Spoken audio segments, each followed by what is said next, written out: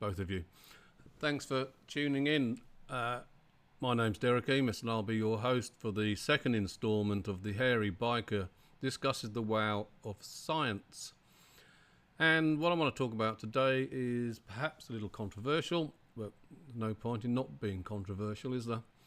What I want to demonstrate, hopefully, is that the rates of increase in atmospheric carbon dioxide concentration were not affected by large declines in global anthropogenic CO2 emissions in the very recent past. So this topic is topical, and it's all about climate change and whether the rush to net zero is going to achieve anything useful. Spoiler alert, no it's not. So Australia and a lot of Western nations, including England and Canada and France, are pursuing a net zero CO2 emissions strategy. They want to get to net zero by 2035 or 2040 or 2050. And the rationale for this headlong rush to net zero emissions is based on a single simple hypothesis. The hypothesis is that reducing anthropogenic CO2 emissions, that's the emissions from burning fossil fuels essentially, reducing anthropogenic CO2 emissions by Western nations will significantly reduce the annual rate of increase in atmospheric CO2 concentrations. The end result that people want to see, that governments believe will happen, is that atmospheric CO2 concentrations will stabilise and they will stop increasing. Is it possible to test this hypothesis? Well, turns out that there are three interesting periods in the recent past when emissions were reduced. Not deliberately, quite accidentally. The first is the global recession of the early 1980s, when CO2 emissions declined by 4.2%, and that's highlighted by the first blue arrow on the left-hand side of the graph.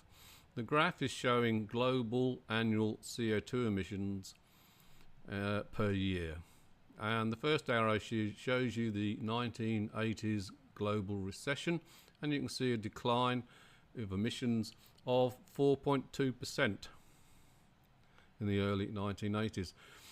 The second arrow on that graph shows the global financial crisis of 2008-2009, when there was an initial small decline in emissions of 1.2%, but then a very large increase of 6.1% in 2010.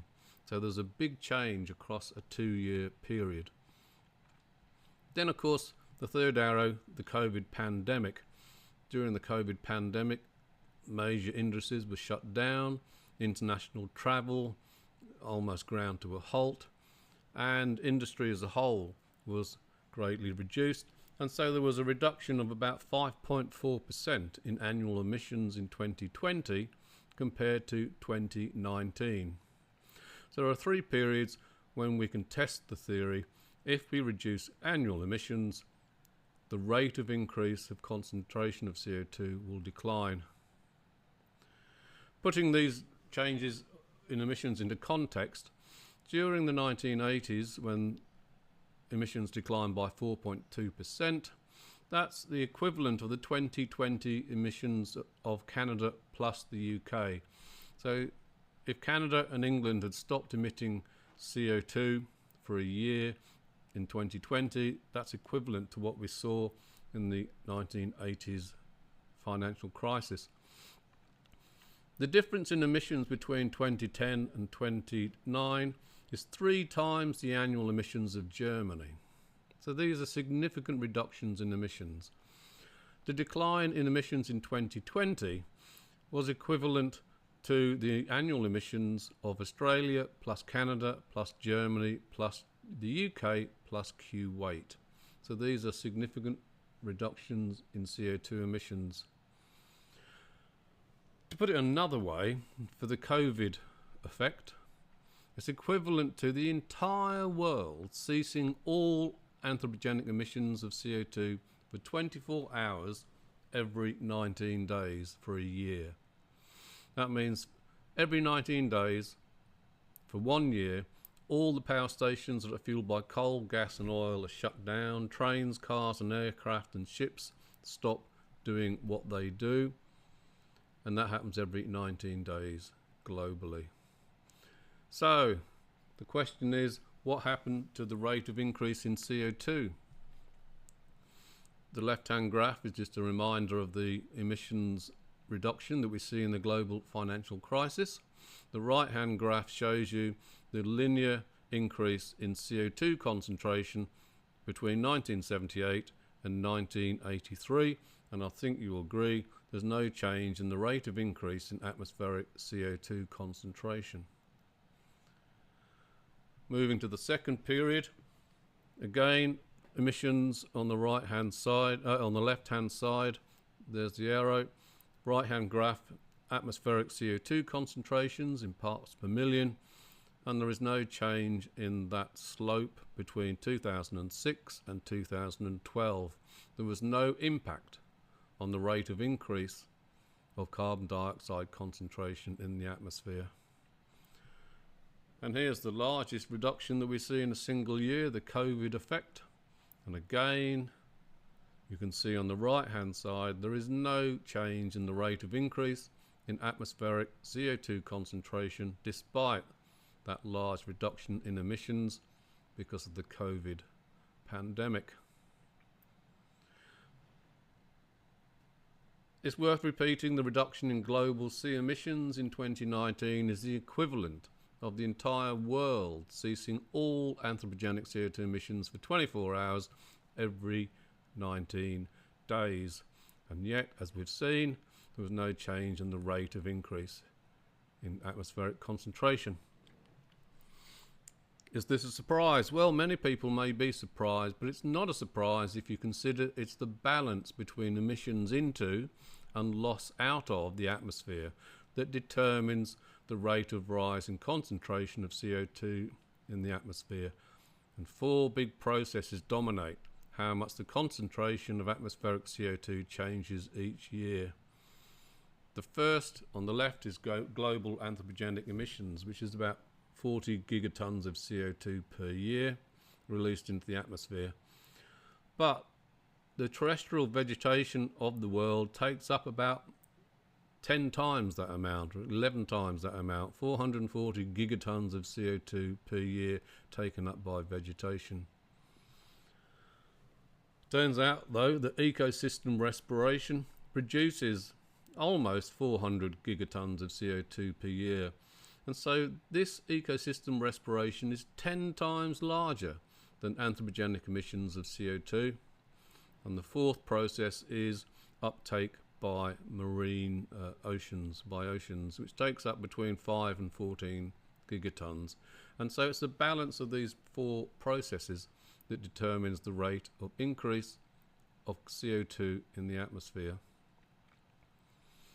It is worth noting that globally, soil is the largest terrestrial store of carbon, holds about 2,500 gigatons of carbon. Remember that vegetation stores about 600 gigatons of carbon. The atmosphere contains about almost 800 gigatons of carbon. And so soil holds much more carbon than the atmosphere and vegetation combined. So I'll say it again, rates of release of CO2 through ecosystem respiration are about 10 times the rate of release from burning fossil fuels. Small changes in respiration rate are therefore able to significantly increase the rate of CO2 accumulation in the atmosphere. But equally important, and this is never discussed in the media, equally important is the fact that soil respiration is extremely sensitive to temperature, and there is abundant evidence that increasing global mean temperatures have increased the release of soil carbon to the atmosphere.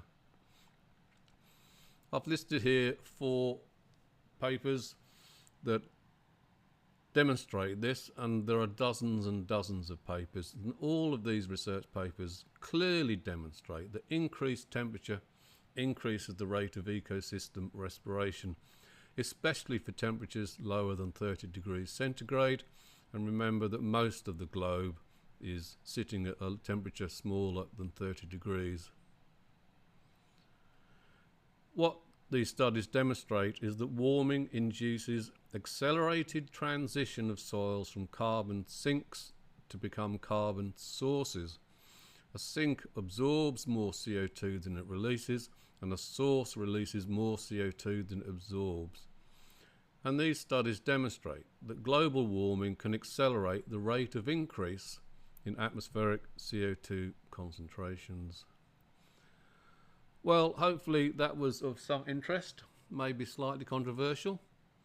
This is an edited extract from my recent book, available as paperback from Amazon or Booktopia and Barnes & Noble, or an ebook through Kindle.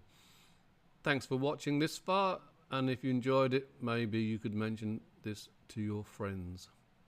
Thank you very much. Bye.